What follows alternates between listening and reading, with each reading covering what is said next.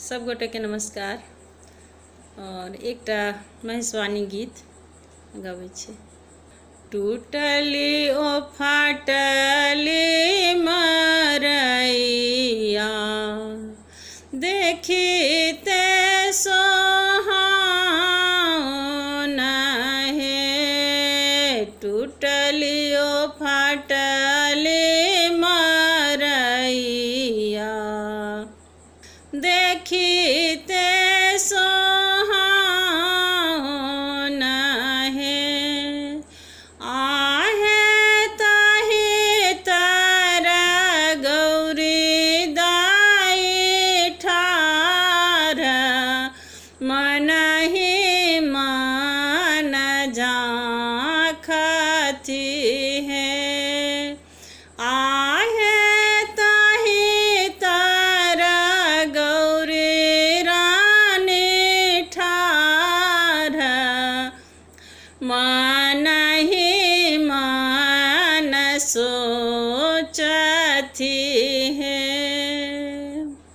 मांगी चांगी लौला महादेव तामा दुई धान है।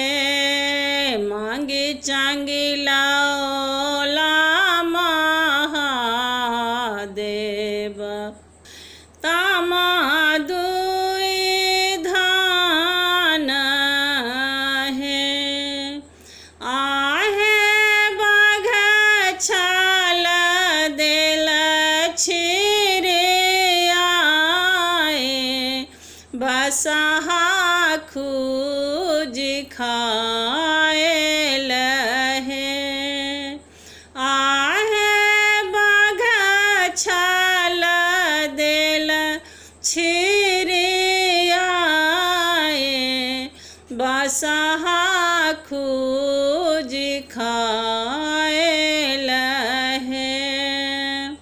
अदहन देलानी चढ़ाई पैच जो गेली है। अदहन देलानी चढ़ाई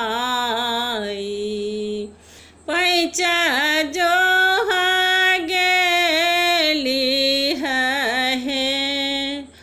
आहे केहन नगर केर लोक पैचो ने देलक है। आहे केहन नगर केर लोक पैचो ने देलक है। अदहन देलानी उतारी बैसली मन मारी है। अदहन देलानी उतारी बैसली मन मारी है। आहे साझखन औता महादेव वकील मनाए बहे। आहे साझखन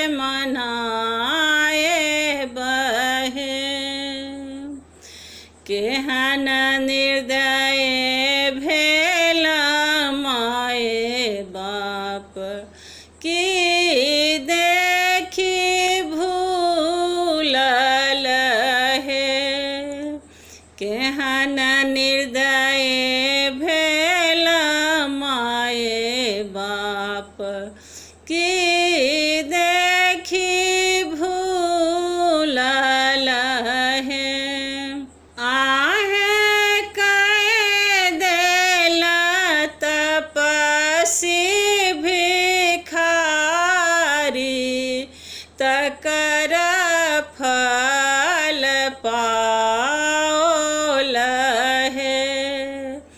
आहे कह देल तपसी भिखारी, तकर फल पाओल है। भनहि विद्यापति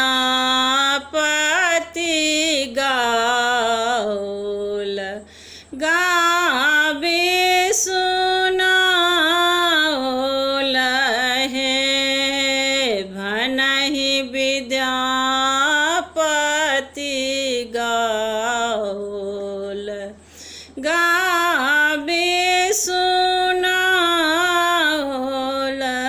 है। आए विधना लिखल भगवान, से हो फल पाओल है। आए विधना लिखल भगवान, तकर फल पाओल